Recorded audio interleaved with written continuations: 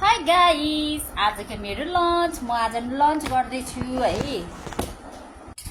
आजको मेरो lunch fry noodle, फुक्कोलाई fry, simple fry with tomato sauce.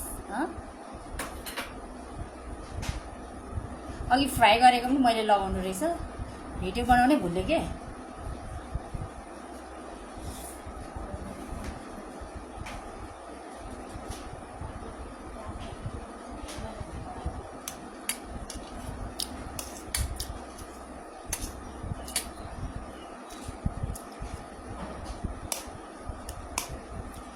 गर्मी छ, खाना नरुच्ने है। बरु थुक्पाहरूलाई फ्राई बनायो, सिम्पल फ्राई, थोरै तेलमा प्याज पड्कायो, करी पत्ता पड्कायो होइन, अनि नुन लगायो, अनि थुक्पा लगाएर फ्राई गर्यो। त्यसपछि चाहिँ टमाटर बोइल गरेर टमाटर धनियाँको चटनी,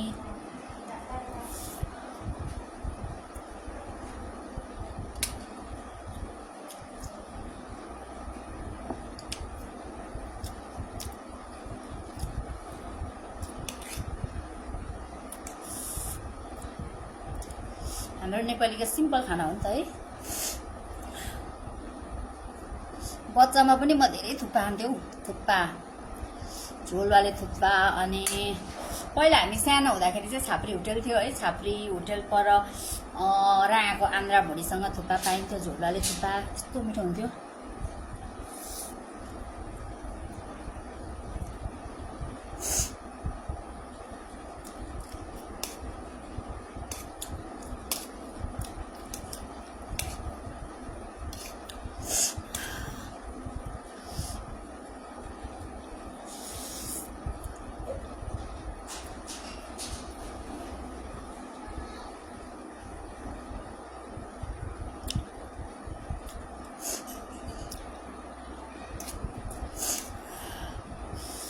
धरानको फेमस थुक्पा अहिले भाइरल चाहिँ एकदम फेमस चाहिँ नेपालको मोमो, जता पनि मोमो है।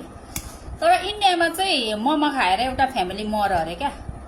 मोमो खाएर त नमर्नु पर्ने हो, किन मरेछ भनेको त मैला बनाएछ अरे क्या। मोमोहरू पनि कुहेको, अब मासुहरू कुहेको बाहिरै राखेको थियो अरे। अब इन्डियामा त कस्तो गर्मी हुन्छ, हाम्रो नेपाल धरानमै यतिको गर्मी, यसको त डबल गर्मी होला नि त। अनि मरेको रहेछ है, त्यस्तो न्युजहरू हिजो मैले देखिरहेको थिएँ।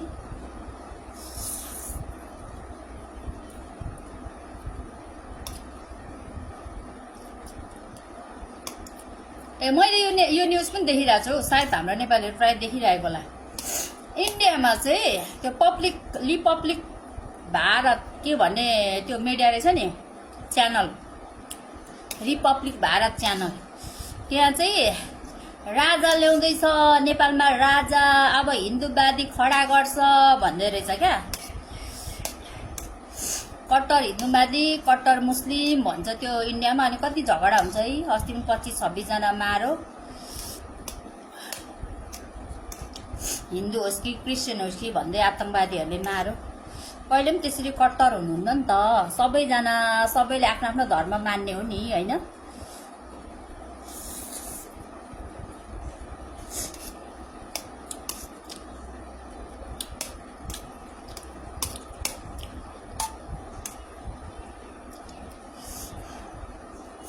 यो धर्मको बारेमा नेपालमा कहिले झैझगडा हुँदैन, इन्डियामा एभ्री टाइम हुन्छ। मुस्लिमले म कट्टर, हिन्दूले म कट्टर, सबैले आफ्नो आफ्नो धर्म मान्ने हो, चुपो लागेर भन्न छैन है।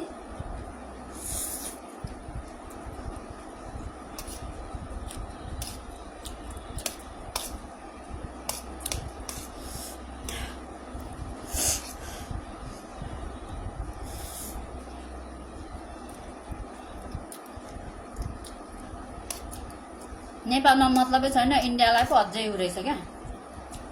त्यहाँदेखि चाहिँ थाहा भयो, ओ राजावादी ल्याउने चाहिँ मेन इन्डिया नै रहेछ, इन्डियाकै हात रहेछ।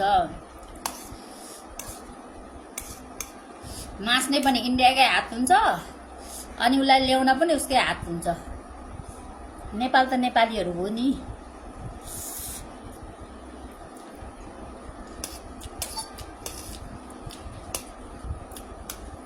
इन्डियाले चाहिँ नेपाललाई उल्लु बनाउनु खोजेको छ क्या।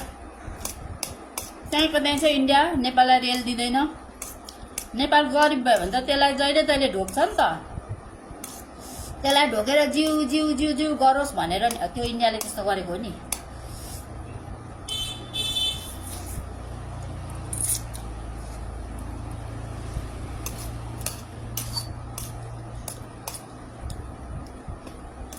जे छ अहिले नेपाल ठिक छ। म त धेरै खुसी छु। Thank you for watching my video.